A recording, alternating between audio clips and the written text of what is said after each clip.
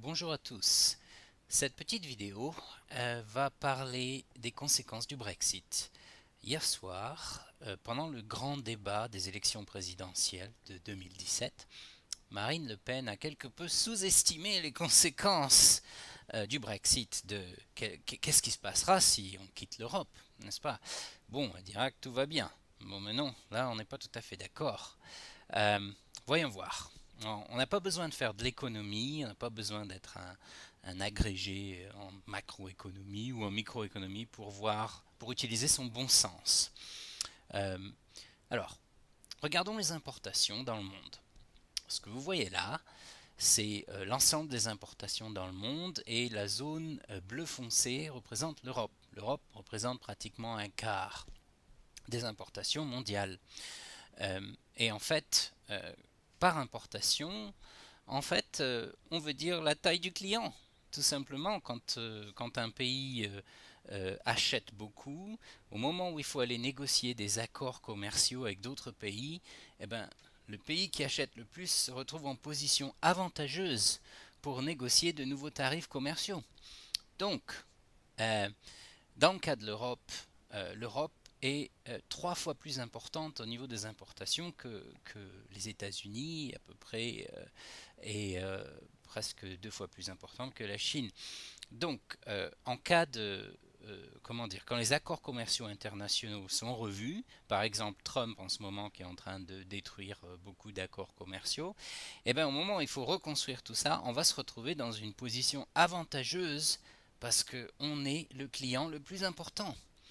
Ben oui, et qu'est-ce qui se passe si le Royaume-Uni sort de l'Europe? Eh ben voilà la taille du Royaume-Uni dans les négociations, ce que le Royaume-Uni représente au niveau des importations. Et on voit que c'est 10 fois plus petit que l'Europe, 6 fois plus petit que la Chine, 3 fois plus petit que les États-Unis. Ça veut dire qu'ils seront tout à fait à la fin de la liste. Quand il va falloir négocier, ils vont être dans une position très très désavantageuse. Et ce n'est pas tout. On a regardé les importations, mais si on regarde les exportations, là on a autre chose.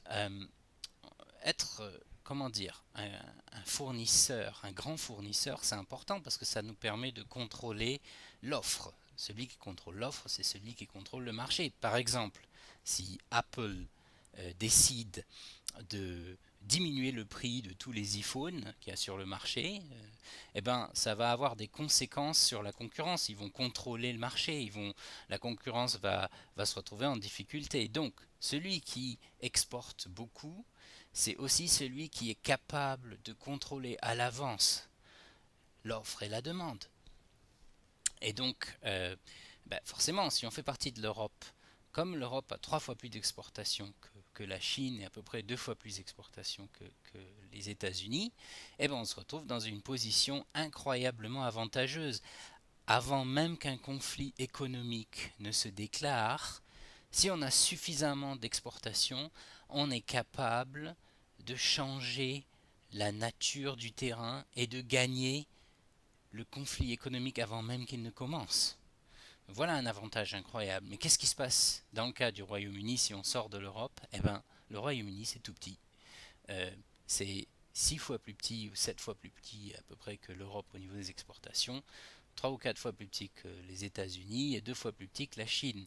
Ça veut dire qu'ils ne vont pas contrôler grand-chose. Bon, alors on a vu pour le Royaume-Uni qu'est-ce qui se passe. C'est juste une des conséquences. Il y en a beaucoup d'autres. Voyons voir ce qui se passe au niveau de la France. Est-ce qu'on est vraiment différent? Eh bien, la France n'a pas encore pris de décision, regardant comment dire, si on reste dans l'Europe ou si on en sort. Mais si jamais la France sortait de l'Europe, on se retrouverait au niveau des importations, la taille du client. Qu'est-ce qu'on représente quand il s'agit de renégocier des tarifs? Eh bien, on ne représente pas grand-chose, on représente à peu près un huitième de l'Europe, euh, un cinquième de la Chine, à peu près un tiers des États-Unis. Ça nous met vraiment, vraiment en position désavantageuse. De la même façon, quand on regarde les exportations, si la France sortait de l'Europe, comment est-ce qu'on pourrait contrôler le marché? Eh bien, quand on doit faire face à la concurrence qu'il y a autour. Quand on regarde la Chine, qui est 2 fois plus importante au niveau des exportations, les États-Unis 4 fois plus importante, l'Europe 7 fois plus importante, on est carrément à la traîne si on sort de l'Europe.